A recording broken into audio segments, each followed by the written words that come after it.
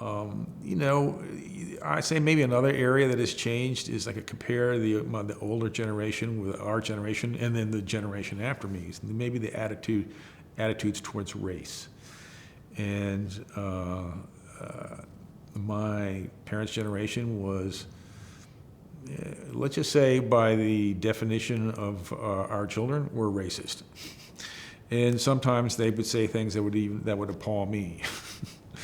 I don't think they were cruel people, and they all had relationships with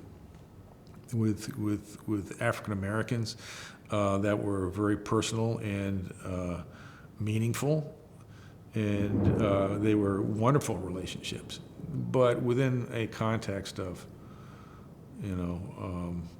maybe social stratification. The exception would maybe be my dad, who was in the Navy, and I never heard him say a racist thing in his life. But anyway, so I kind of grew up in the '60s. Went to a prep school called St. Albans in Washington D.C. We were one of the first schools in the area to integrate, and we very much grew up with the idea, kind of like Martin Luther King idea, that you treat people on the basis of their character, not the color of their skin. You don't make stereotypes, and you treat everybody as individuals.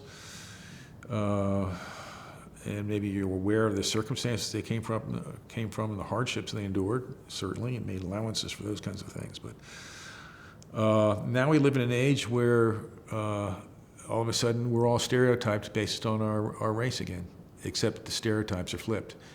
And now, I just find myself totally and utterly baffled by the idea that people now seriously talk about whiteness as a bad thing.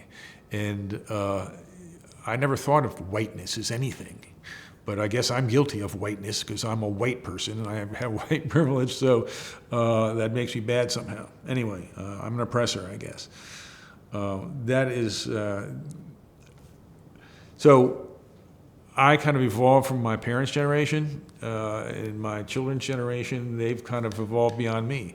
I think I don't know if they really embrace that whole idea, the whole kind of critical race theory paradigm, but they're a lot closer to embracing it than I am. So, I don't know.